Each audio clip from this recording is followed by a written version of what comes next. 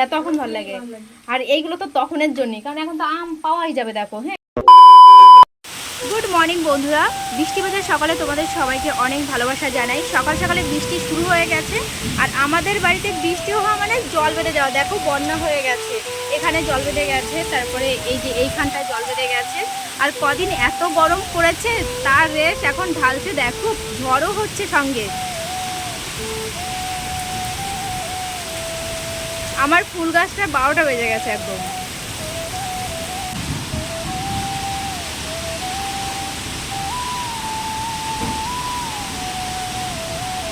তো বন্ধুরা, আমাদের এখানে কারেন্ট চলে গেছে আর খুব জোরে বৃষ্টিও হচ্ছে, শিলও পড়ছে। আর আমার মা এখন রান্না করছে, দেখি দিই। হয়ে গেছে। তো রান্না করতে করতে রান্নাটা অফ করে দিতে হয় আমার, কারণ প্রচণ্ড জোরসে ঝড় হচ্ছিল, বৃষ্টি হচ্ছিল। আর আমরা দালান ঘরে থাকি ঠিকই, কিন্তু বৃষ্টি হলে না আমাদের ঘরে সব জায়গাতে জল ঢোকে, মনে হয় ছাদটাই ফুটো হয়ে গেছে। আর আজকে আমি অনেকদিন পরে ক্যামেরা অন করলাম। সেই যে আমি পার্কে বসে ক্যামেরা অন করেছিলাম, তারপরে আর ভিডিও করিনি। ভাবলাম ঠিক আছে, অনেক হয়েছে, এখন থেকে ভিডিও করা যাক।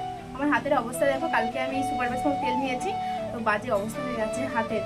আর বৃষ্টিটা হয়ে আমার একটা প্ল্যানে জল ঢেলে দিল। আমি কালকে ব্যারাকপুর যেতে চাইছিলাম ভিডিও করার জন্য, বাট যাওয়া হবে না, কারণ এই বৃষ্টি কালকেও হবে। ঠিক আছে, তো চলো এখন আমি বাদ বাকি রান্নাটা করে তারপরে তোমাদের সঙ্গে দেখা হচ্ছে। বৃষ্টির পরে ওয়েদারটা কিন্তু বেশ ভালো লাগে, মনে হচ্ছে চারিপাশে কত পরিষ্কার হয়ে গেছে। আকাশে মেঘ হয়েছে, তারপরেও অন্যরকম একটা পরিবেশ লাগে। এই ভিডিওটা বেশ কয়েকদিন আগেকার ভিডিও, প্রতিদিন ভাবে ভিডিওটা দেবো, কিন্তু এডিট করা হবে আর দেওয়া হয় না। তো আজকে আমি তেলের আচার দেবো। এই বছর তো আমের সংখ্যা খুবই কম, আমার শ্বশুরবাড়িতে তো আম ধরেইনি, আর বাপের বাড়ি দুটো গাছে আম ধরেছে। তো ওখান থেকে মা 3-4টে আম পাঠিয়েছে আচার দেওয়ার জন্য। তো প্রতিদিন ভাবি যে আমগুলো কেটে রোদে দেবো, কিন্তু যেদিনই কাটতে যায় বৃষ্টি চলে আসে আর কাটা হয় না। আর আমগুলো কেটেছি, মানে কাটার আগে ধুয়ে নিয়েছি আমগুলো, আর কাটার পরে শুধু একটু হলুদ মিশিয়েছি, লবণ মিশিয়ে। তো এখন আমি রোদে দেব। কি করছিস ওইটা? ছেড়ে নি, ওটা ওটা কুকুরে ছিঁড়েছে, রাতেবেলা কুকুর শুয়ে থাকে সাথে। চল নিচে চল। সকালবেলা এত বৃষ্টি, মনে হচ্ছিল সারাদিন বৃষ্টি নামবে, আবার দেখো কি রোদ্দুর। চলো আসো।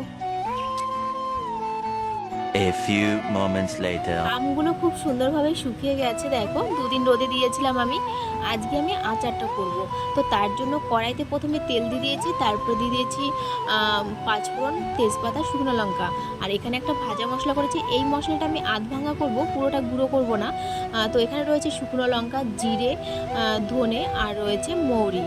তো দেখো তেলটা আমার খুব সুন্দরভাবে ফুটে গেছে, আর সব ভাজা ভাজা হয়ে গেছে। এখন আমি বাদবাকি তেলটা ঢেলে দেবো, তারপরে এই তেলটাকে খুব সুন্দরভাবে ফুটিয়ে নেব।